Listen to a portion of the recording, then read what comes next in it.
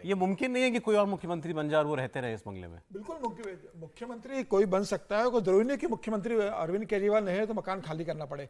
जो मुख्यमंत्री बनेगा उससे मकान अलॉट हो जाएगा। वो कह देगा कि ठीक है मकान मुझे अलॉट होगा या अरविंद केजरीवाल का परिवार रह रहा है। ये कोई जरूरी नहीं है कि अगर आप मुख्यमंत्री नहीं तो उस मकान में नहीं रह सकते। मकान आपके नाम से अलॉट नहीं होगा, जो मुख्यमंत्री होगा उसके नाम से अलॉट होगा।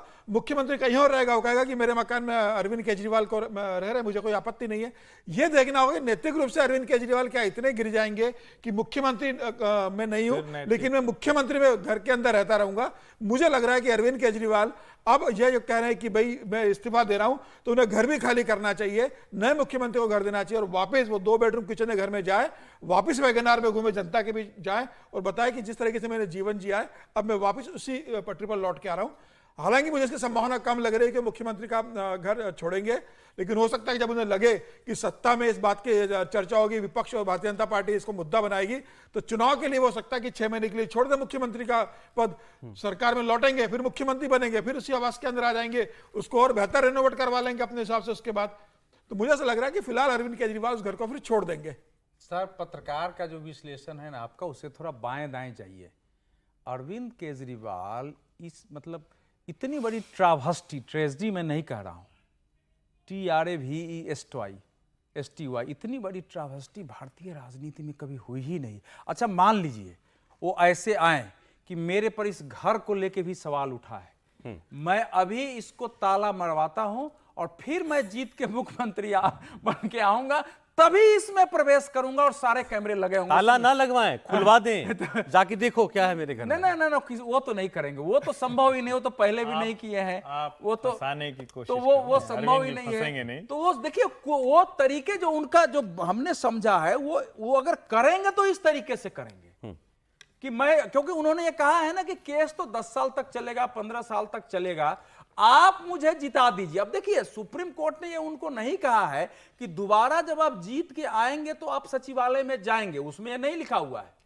वो तो यह है कि जमानत आपको इस शर्त पर मिली है कि आप मुख्यमंत्री के फाइल पर साइन नहीं करेंगे, कैबिनेट मीटिंग नहीं बुलाएंगे, सचिवालय जाएंगे नहीं।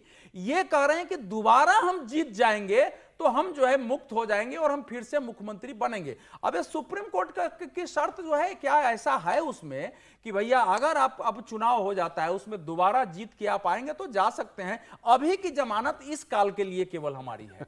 ये तो उसमें लिखा नहीं है, ये इन्होंने ही कहा है और बाकी इसको चलाया जा रहा है। कोई इस पर ध्यान नहीं दे रहा है कि सुप्रीम कोर्ट की जमानत की शर्त है, उसमें यह नहीं है कि आप दोबारा चुनाव करा के जीत के जाइए। तो अभी बहुत कुछ जो है, लेकिन जो बार बार गोएबल्स, देखिए गोएबल्स भी मैकियावेली को ही पढ़ा है। बात आपकी बहुत मतलब तो पते की बात है। तो इसलिए इतने दिनों में ईडी सीबीआई कुछ और आगे ट्रायल पे जाएगी नहीं क्या?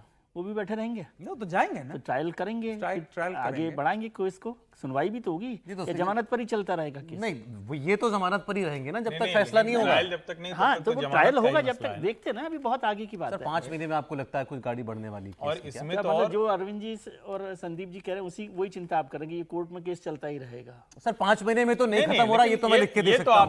अभी तो आप भी जाती कर रहे हैं बात। अब ये तो सब हो गई जो बात वो कर रहे हैं। बात ये है कि जो ये कह रहे हैं कि जो आज उन पर शर्तें, नहीं जनता के लिए कह रहा हूं, जो शर्तें आज केजरीवाल जी पे फाइल नहीं साइन कर सकते, अपने कार्यालय नहीं जा सकते, ये तो जब तक अगले आदेश तक है, अगले आदेश तक है। तो इसीलिए वो कह रहे हैं ना, देखिए उनको भी ये मालूम है, उनको पता है, लेकिन अरविंद केजरीवाल जी जो बोलते हैं उसका तो फिर आप उनके अनुसार सोच सकते हैं। ये सबको मालूम है ये कि उन पर जो है ये जमानत की शर्त है, कि जमानत की शर्त का अर्थ होता है कि इस शर्त का आपने उल्लंघन किया तो आपको फिर जेल आना पड़ेगा, अगर जमानत की कोई भी शर्त आप तोड़ते हैं तो। इसलिए वो शर्त होती है जमानत की। इसलिए ये इतना आसान मामला नहीं है जितना इसको बनाया जा रहा है। लेकिन अब चूंकि पत्रकार कुछ एनालिसिस कर सकते हैं, कोई कर सकता है, लेकिन जब विपक्ष की जो पार्टी है और बाकी लोग जो अभी तो आगे, अब उसके क्या आगे हो रहा है। एक बार बीजेपी के वीरेंद्र, आप लोग बड़ा याद कर रहे थे ना बीजेपी को,